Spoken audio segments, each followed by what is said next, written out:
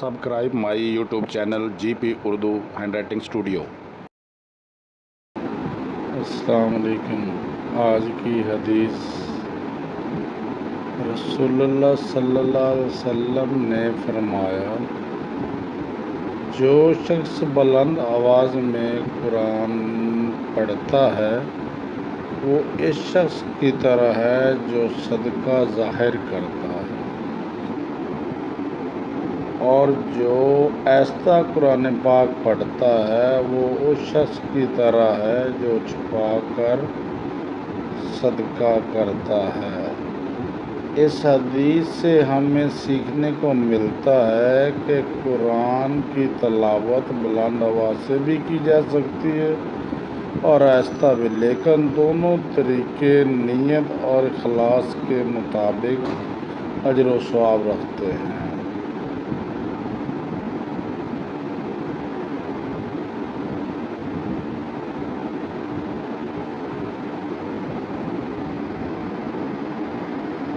ये हदीस कुरान की तलावत के दो मुख्तलिफ अंदाज की फजीलत को बयान करती है।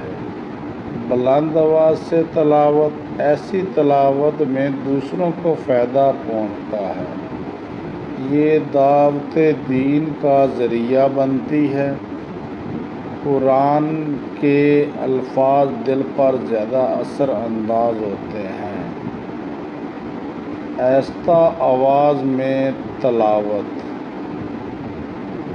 इसमें इखलास ज़्यादा होता है, रियाकारी से बचा जा सकता है, दिल की गहराइयों से अल्लाह से तल्लुक़ मजबूत होता है।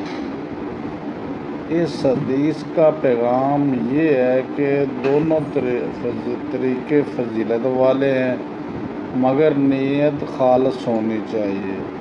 अगर नीयत दिखावा ना हो तो बुलंद आवाज़ भी वैसे सवाब है, और अगर बंदे का दिल खलवत में ज़्यादा मतवज्जो होता है तो आहिस्ता तलावत अफजल हो सकती है। कुरान को पढ़ें, चाहे आहिस्ता हो या बुलंद, नीयत अल्लाह की रज़ा होनी चाहिए। लोगों के सामने कुरान पढ़ते वक्त इखलास का ख्याल रखें। कुरान की तलावत सदका जारिया बन सकती है।